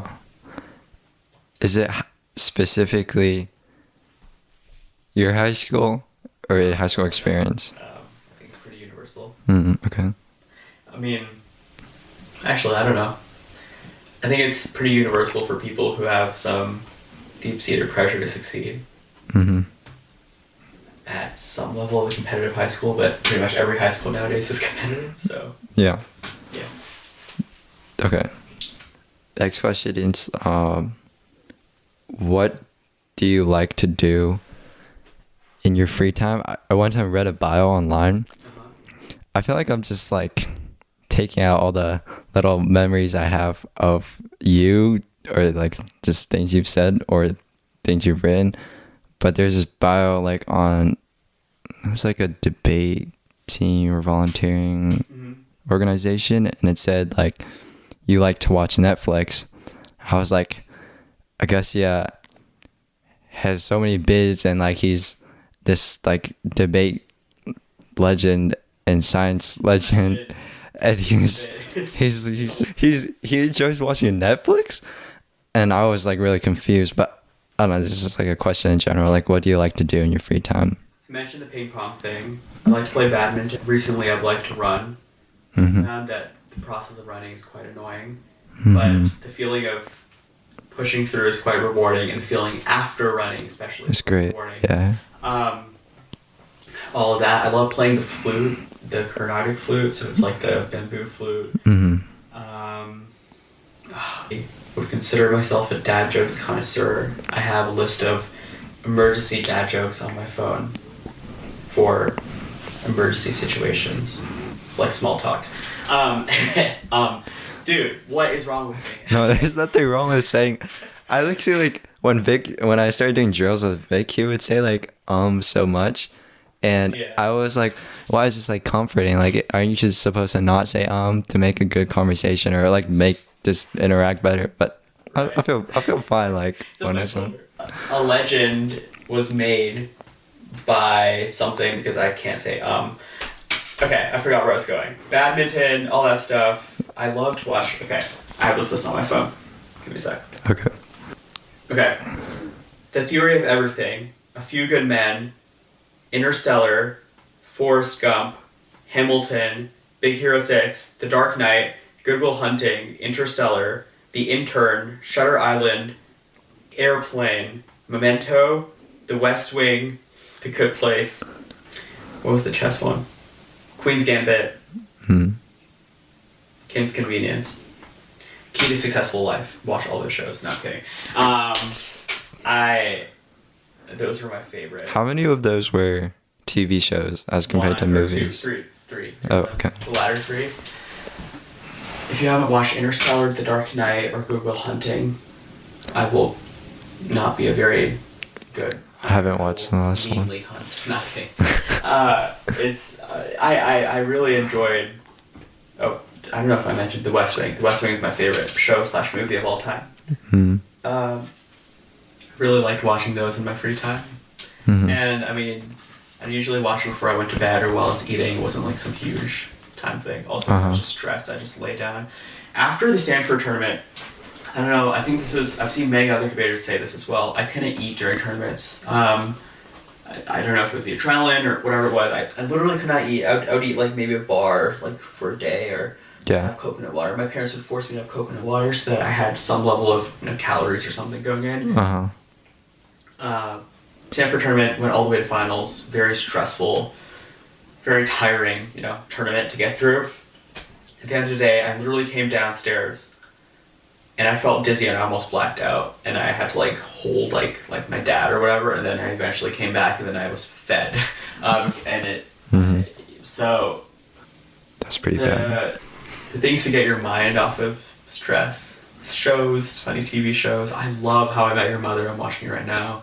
What was the other one that I just watched? I don't remember. I need to finish Friends. But Friends is in like the TV show. Yeah. Something random I was thinking about. Do you know who Chandler Bing is? Say that again? Chandler Bing. No. Actor in Friends, one of the funniest characters in it. Oh, I think so. I think I know him, yeah. As my friend would say, an icon. He was... He's the male who didn't die. I'm pretty sure he's Chandler. Chandler. Oh, okay. Was he the... Male who what? There was an actor in Friends who just recently... Yeah, died. Yes, yeah. And part of the reason for what happened is because... Or not just for that, but also his general decline. He felt like the character he played was so compelling and so funny and so charming, and that he could never live up to that in real life. Not only that he couldn't live up to it, but he was just insufficient in real life. He was not good enough at all. Kind of cannibalized his relationships, his friendships, until it, led to what it did. Something that someone said was that it's ironic because the entire show was about friends and friendship. But somehow we weren't good enough of a friend to the actor. Yeah. All of us. It's something that I've thought about a lot. These shows and all of the other random things aren't just distractions, actually. I take back what I said. They're the part of what makes life so beautiful and dynamic. In addition to the fun but kind of challenging things like debate and science fair. My favorite memory, what I always talk about when I mention science fair, isn't my projects or ISEF. It's us karaokeing at 4 a.m. on the floor in a very uncomfortable position. We have a recording of that somewhere. That recording will never be played. Ever. I hope. I want to see Sanjana. Sanjana karaoke. Sanjana sings though. She. Oh yeah, I think she was quite good. I don't know about me. The problem isn't her. Don't tell her I said that. She's gonna roast me. She always roasts me. It's so annoying. No, I'm kidding. So. Yeah. Okay. They've helped me throughout high school.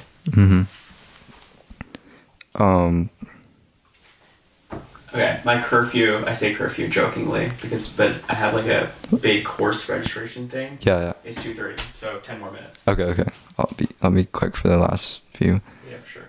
I guess I sort of talked about this a little bit, but I felt like middle school for me was just so quick. It just, compared to right now, like I'm learning way more right now and thinking so much more, and middle school almost seems like a blip, especially maybe like because COVID happened in 8th grade, and that year I don't even know what I was doing.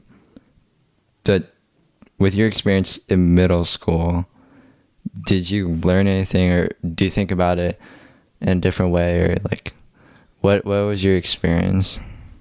Can I swear on this? Yeah, you can. Wait, I was like a dick in middle school, dude. I was just like not a good person.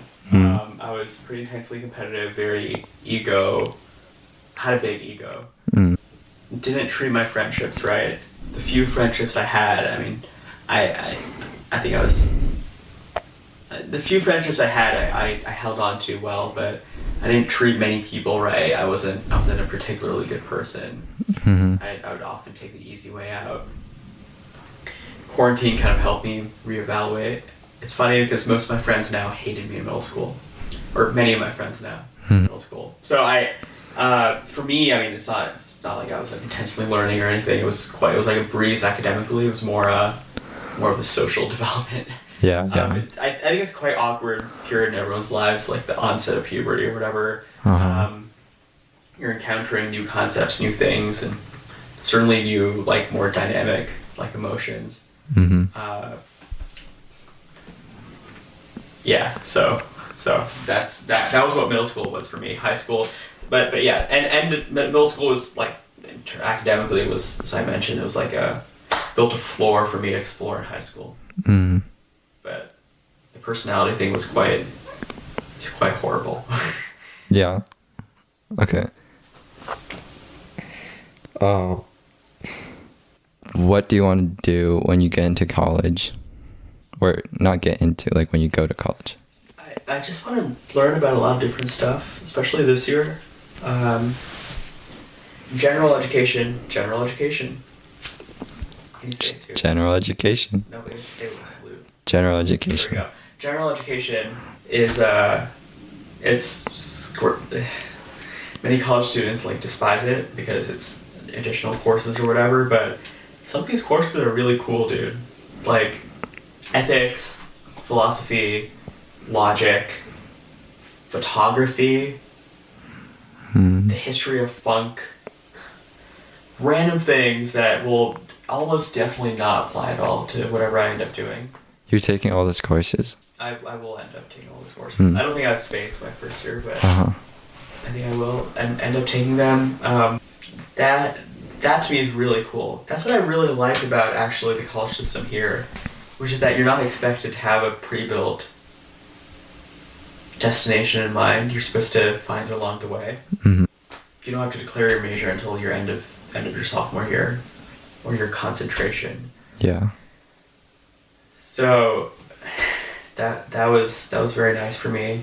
I really enjoyed that part of college. And something else I enjoy is there's these seminars where you get to talk one-on-one with a like famous professor you're normally not get to interact with. So there's a chance that I get to talk with this, like, in a small group, like 5 students, with this Nobel Prize winning professor, and it's like, whoa, I get to do that. Yeah. About like the role of government and quite advanced topics. That to me is like the benefit of a good school. The opportunity to do that. But that's also like, I'm grateful. I'm beyond grateful for that. I'm beyond grateful for the fact that I like taking photos. I'm not particularly good at it. I'm grateful for the fact that I'll learn like a random photography thing and maybe even enjoy it. I don't ever think it'll be my career, but the exploration of it all.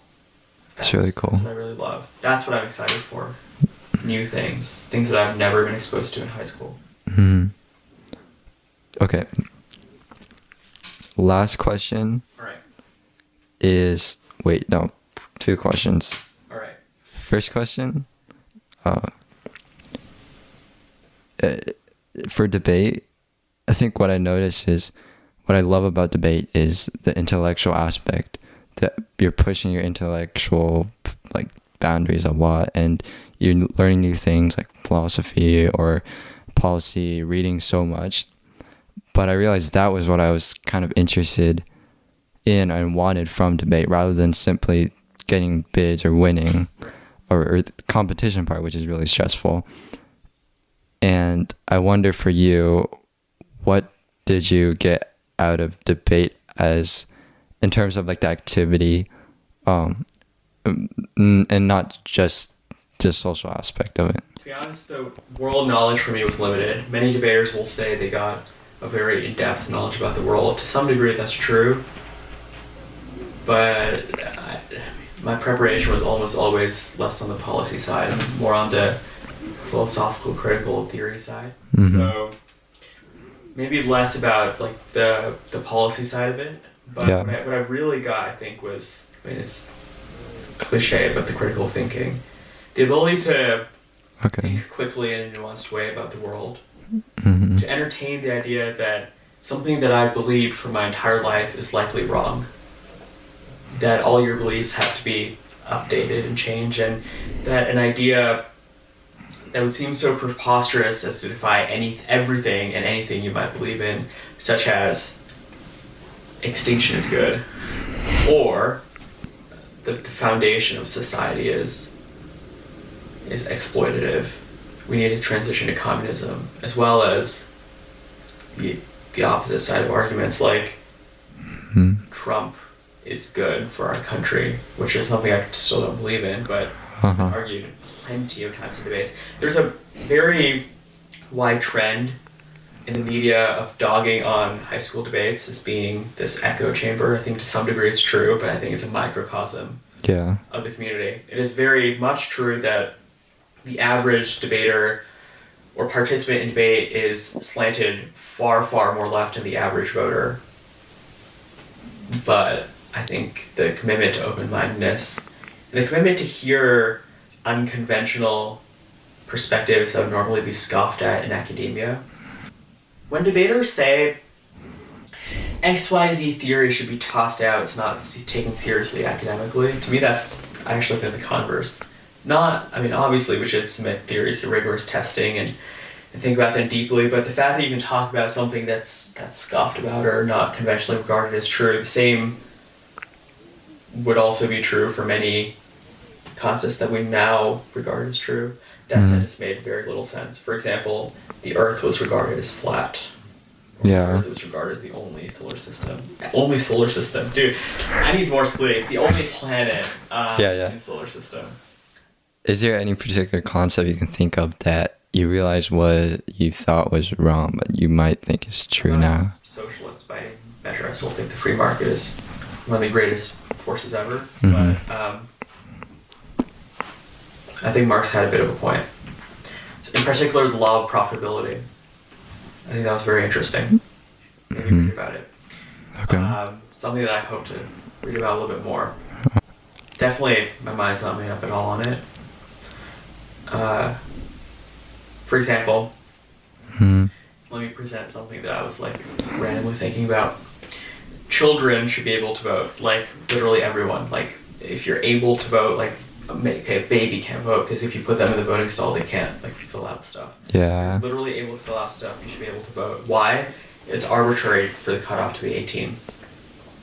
Why is it 18 as opposed to 21 when your brain is fully developed, when you can't have alcohol? Why do we allow people with disabilities who might have impaired brain capacity to vote? If the distinguishing characteristic is that your brain isn't fully developed, then we allow people whose brains aren't fully developed, who are considered disabled by society, to vote.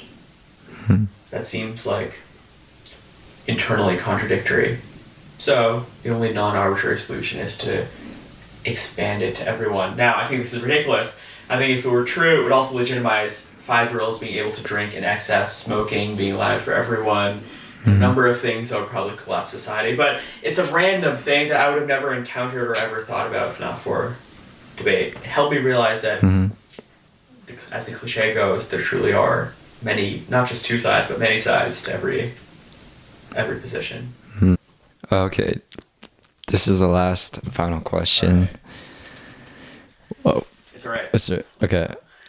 What are your thoughts about ChatGPT? Is the upgraded one worth it? And has it been helpful for you in any way? ChatGPT is terrible at writing. It writes generically, unoriginally. It is obvious when something is written entirely by ChatGPT. But it can be a great resource.